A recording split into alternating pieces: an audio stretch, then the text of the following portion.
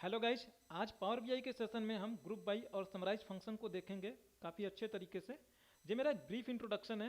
I have almost 5+ years of experience SSI SQL server VBA Python. तो चलिए शुरू करते हैं हम। और जो चीज़ें यहाँ पे मैं आपको बताऊंगा उस चीज़ को आप चाहो तो blog spot Kumar code blogspot.com पे आके आप यहाँ पे पढ़ भी सकते हो। जब मैं इसका लिंक आपको डिस्क्रिप्शन में डाल दूंगा। यहाँ पर आकर VBA SQL Java Python Excel Power BI काफ़ी सारे कंटेंट आप यहाँ पे आके देख सकते हैं, पढ़ भी सकते हैं और प्रैक्टिस के लिए आपको यहाँ पे फाइल भी मिल सकती है। अगर आप मोबाइल से विजिट कर रहे हैं तो हो सकता है अगर आपको ये पेज प्रॉपरली ना दिखाई दे पावर बीआई अबाउट अस और कॉन्टैक्ट अस का, तो यहाँ पे एक राइट साइड में कोने पे 3 डॉट होंगे, वहाँ पे क्लिक करेंगे तो फिर वो बाकी के मेनू बार आपको दिखाई देंगे और उस पर आप क्लिक करके उस पर जा सकते हैं। और यहाँ पर आने पर आपको सारी चीज़ें रिटर्न में मिल जाएंगी, कौन सा कैसा है, स्नैपशॉट, सारे डेटा, कैलकुलेशन, सारी चीज़ें एक्सप्लेन करके आपको यहाँ पे मिल जाएगी।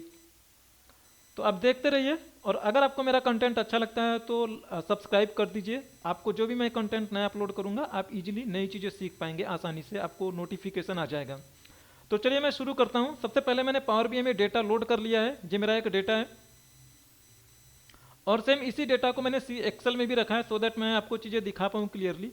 ये मेरा एक डेटा सेल्स का डेटा है, ये यूएस कंट्री के सेल्स का डेटा है और ये शीट का नाम डेटा है, वर्कबुक का नाम यूएस सेल्स है। ठीक है, तो मैं आज इस पे जैसे यहाँ पे सिटी है, स्टेट है, इस पे मैं ग्रुप बाई लगाऊंगा।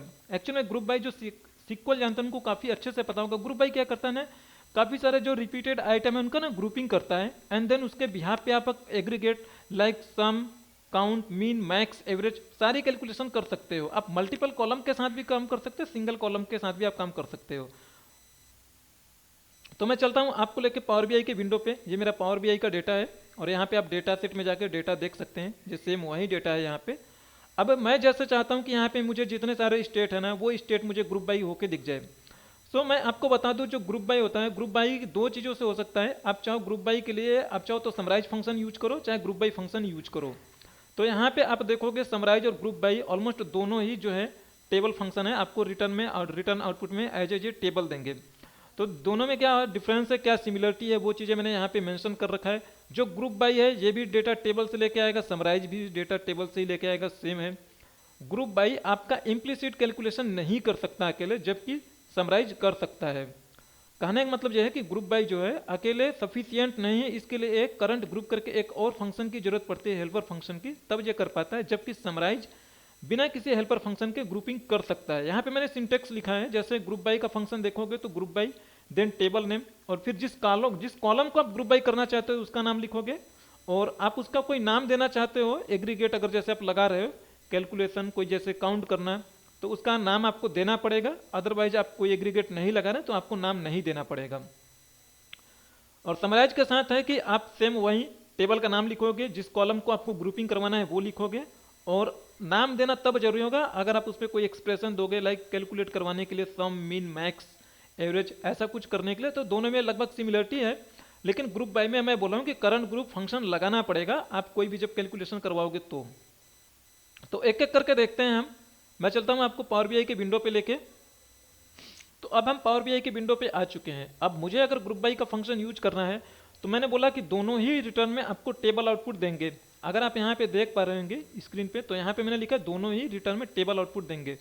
तो जो आपको आउटपुट में जो आएगा उसी के अकॉर्डिंग आप लोगे, आप कॉलम या मेजर नहीं लोगे, आप टेबल लोगे। ठीक है, तो मैं यहाँ पे टेबल पे जाता हूँ, मैं एक टेबल लेता हूँ और मैं ग्रुप बाई फंक्शन लगा रहा हूँ। तो मैं आइडेंटिटी के लिए मैं यहाँ पे ग्रुप करके लिख देता हूँ GRP TBL, आपको पता लगेगा कि ये ग्रुपिंग वाला टेबल का आउटपुट आ रहा है। ठीक है, अब इसमें मैं ग्रुप बाई वाला फंक्शन लगा रहा हूँ। तो आप ग्रुप बाई लिखोगे एंड देन सबसे पहले जो टेबल का नाम पूछेगा जिसपे आपको ग्रुप बाई लगानी है, तो मेरा डेटा जो है वो डेटा वाले टेबल के अंदर है, तो मैं सीधे डेटा लिख दूंगा मैं। तो ये टेबल बन के आ भी गया, जो टेबल दिख रहा है। अब आगे मुझे जिस कॉलम को मुझे यूज करना है, मुझे सिटी को यूज करना है या स्टेट को यूज करना है, तो मैं स्टेट लिखूंगा जो मेरे डेटा सेट में ऑलरेडी पड़ा होगा। तो अगर मैं खाली इतना करता हूँ, तो अगर मैं खाली इतना करूंगा तो मेरा ये काम कर जाएगा, क्योंकि मैं इस पर कोई एग्रीगेट नहीं करवा रहा हूं, तो ये मेरा सफिशियंट है ग्रुपिंग करने के लिए। अब अगर आप देखोगे यहाँ पे जो भी आपको 8 नाम दिखाई दे रहे हैं या 9-10 जो भी नाम दिखाई दे रहे हैं, ये ग्रुपिंग है। अगर इसे आप एक्सेल से रिलेट करने की कोशिश करूँ मैं, तो आप यहाँ एक्सेल में जाओ डेटा में और देखो जो स्टेट है, स्टेट पे अगर मैं फिल्टर लगाऊँ मैं, तो यहाँ पे जैसे काफ़ी सारे स्टेट कई बार आ रहा है। अगर आप फिल्टर लगा के देखोगे तो हर एक जो नाम है ना एक एक बार आ रहा है, मतलब वो जितने बार होगा उसका ग्रुपिंग होके एक ही बार आपको दिखाई देगा। तो सेम वही काम हमारा ग्रुप बाई करता है। अब अगर देखो मुझे इसी स्टेट का काउंट निकालना होगा, तो अब मुझे क्योंकि ये एग्रीगेट कैलकुलेशन है तो ग्रुप बाई के साथ में मुझे समराइज सॉरी करंट ग्रुप वाला फंक्शन लगाना जरूरी पड़ जाएगा। तो अब देखो इसे हम कैसे लगाते हैं। अब मैं बोल रहा हूं कि मुझे काउंट निकालना है पर्टिकुलर स्टेट का, ठीक है। तो अब मैं पर्टिकुलर स्टेट का लगाना है मुझे, तो मैं जो भी फंक्शन लिखूंगा उसका नाम लिखूंगा। अब जो काउंट हो के आएगा ना उस कॉलम का एक नया नाम होगा, वो नाम आपको यहाँ पे देना जरूरी है। तो जैसे मैं यहाँ पे लिख देता हूँ काउंट ऑफ स्टेट, तो काउंट ऑफ स्टेट आपने लिख दिया, और ये जो नाम मैं अभी लिख रहा हूँ हार्ड कोड करके डबल कोड के अंदर, ये नाम उसके लिए यूज होगा। अब लगाना किस पे है, जिस पे आपको लगाना है उसका नाम दे दोगे भाई। अब काउंट करवाना है तो मैं काउंट एक्स लिखूंगा। ये चीज़ें मैंने सम एक्स में क्लियर की है, सम एक्स काउंट एक्स एकदम सेम होता है। अगर आपको कोई कंफ्यूजन है तो आप जाके सम एक्स वाली वीडियो देख सकते हैं, सम एक्स वर्सेस सम का। एंड देन फिर ये टेबल का नाम पूछ रहा है, तो मैंने आपको बताया कि इसके साथ हमें करंट ग्रुप लगाना पड़ता है। तो आप एग्रीगेट फंक्शन लगा रहे हो तो करंट ग्रुप लगाओगे, ये आपको हेल्पर के तौर पे आपको लगाना जरूरी है।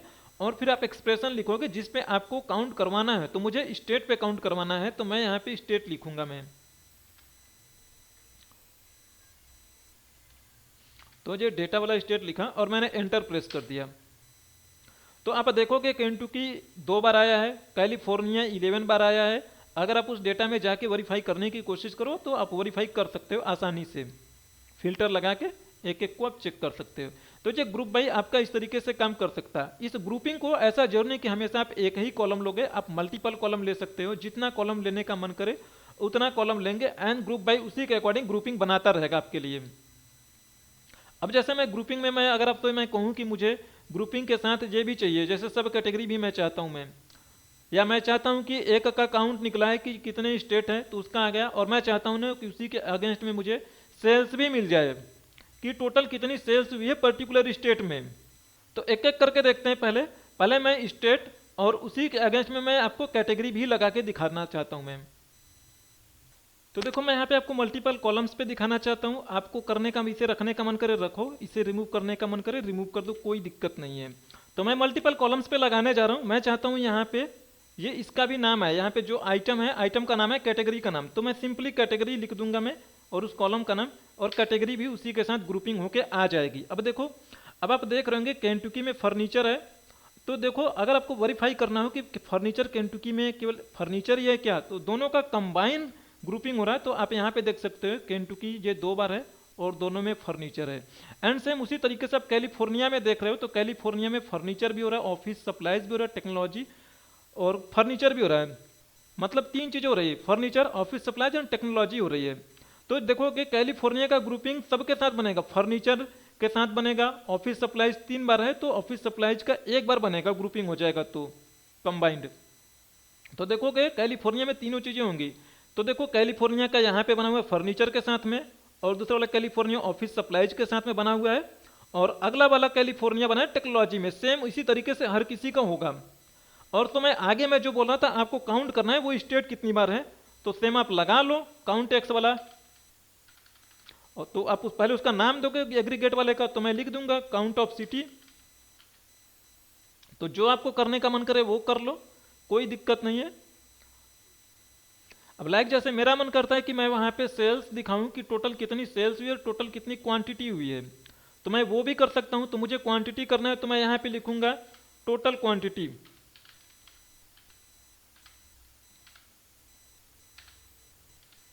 टोटल क्वांटिटी लिखा मैंने। अब मैं टोटल कर रहा हूं तो सिंपल सी बात है, सम एक्स फंक्शन में यूज करूंगा मैं। एंड देन अब यहाँ पे मैं करंट ग्रुप यूज करूंगा। मैंने आपको बोला था कि करंट ग्रुप लगाना जरूरी होता है इसके लिए। अब जब मैं यहाँ पे सेल्स की बात कर रहा हूँ, मैं सॉरी क्वांटिटी की बात कर रहा हूँ, तो मैं यहाँ पे क्वांटिटी को रेफर करूंगा मैं। क्वांटिटी वाला मेरा जो कॉलम होगा, तो मेरा जो क्वांटिटी वाला कॉलम है, तो ये टोटल क्वांटिटी आ जाएगा इसके लिए। एंड देन अगर मैं वैसे सेल्स की बात करूँ तो मैं इसके लिए भी एक नाम दूंगा मैं, टोटल सेल्स का नाम दूंगा मैं, और यहाँ पे सेम उसी वे में मैं लिख दूंगा sum X, and then current group भी लिखूंगा मैं, एंड उसके बाद मैं लिखूंगा सेल्स, और जो मेरा होके आ गया। तो आपको वेरीफाई करना हो तो आप फिल्टर लगा के मैनुअली वेरीफाई कर सकते हैं। केंटुकी में फर्नीचर कितनी बार है, 5 बार हुआ है। टोटल सेल्स की बात कर रहा हूँ मैं, टोटल क्वांटिटी। तो आप मैनुअली फिल्टर लगा के चेक कर सकते हैं, और ये इस तरीके से आपका करंट ग्रुप बाई वर्क कर रहा है। एंड सेकंड मेरा जो जिसके बारे में मैं यहाँ पे डिस्कस करना है, मैं आपसे डिस्कस करूंगा समराइज के बारे में, समराइज फंक्शन। तो समराइज पे मैं आता हूँ और मैं यहाँ से फिर से लूंगा, मैं न्यू टेबल लूंगा मैं, तो यहाँ टेबल टूल में चला जाऊंगा और यहाँ से मैं न्यू टेबल लूंगा मैं, और यहाँ पे मैं समराइज फंक्शन यूज कर रहा हूँ। तो मैं यहाँ पे लिखूंगा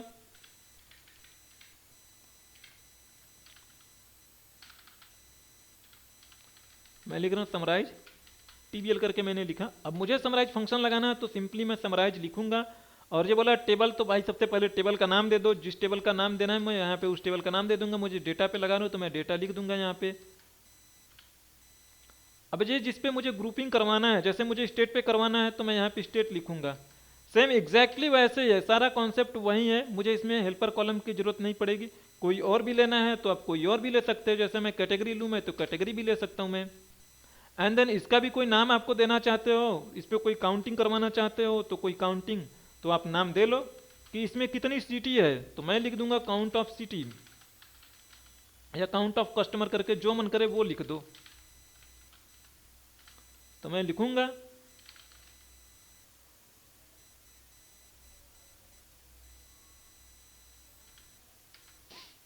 और मेरा जो डेटा है, एंड देन मैं यहाँ पे कस्टमर लिख दूंगा, मैं कस्टमर नेम या कस्टमर आईडी पे लगा लो, कोई दिक्कत नहीं है।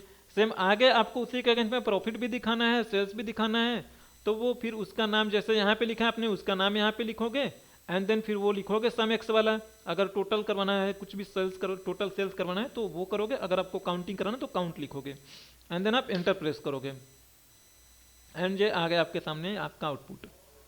तो आपको वेरीफाई करनी हो तो केंटुकी में फर्नीचर, तो आप देखोगे कितने हमारे यहाँ कस्टमर, कितनी बार नाम आया, तो वो चीज़ आप यहाँ पे देख सकते हो।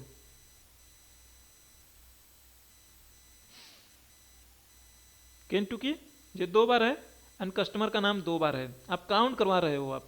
अगर इसको भी देखना है कि यूनिक कस्टमर कितने, तो इसे भी ग्रुपिंग करके आप फिर काउंट करवाते हैं। आई होप कि चीज़ें आपको समझ में आई होंगी। अगर इसके अलावा आपको कोई कन्फ्यूजन है, किसी भी तरीके का कोई क्वेश्चन है, तो आप मुझे कमेंट्स करिए और ब्लॉग को जरूर रेफर करिए। आपको वहाँ पे सोर्स डेटा मिल जाएगा प्रैक्टिस करने के लिए, आप प्रैक्टिस कर सकते हैं। अगर आपको कोई क्वेश्चन है तो आप मुझे कमेंट्स कर सकते हैं। और प्लीज़ मैं आपसे रिक्वेस्ट करूंगा, अगर आपको ये चीज़ें समझ में आई है, अच्छा लगा, तो आप मुझे सब्सक्राइब करिए, लाइक करिए। इससे हमें मोटिवेशन मिलता है अगली वीडियोस बनाने के लिए। जल्दी मिलेंगे अगले वीडियोस में आपके लिए।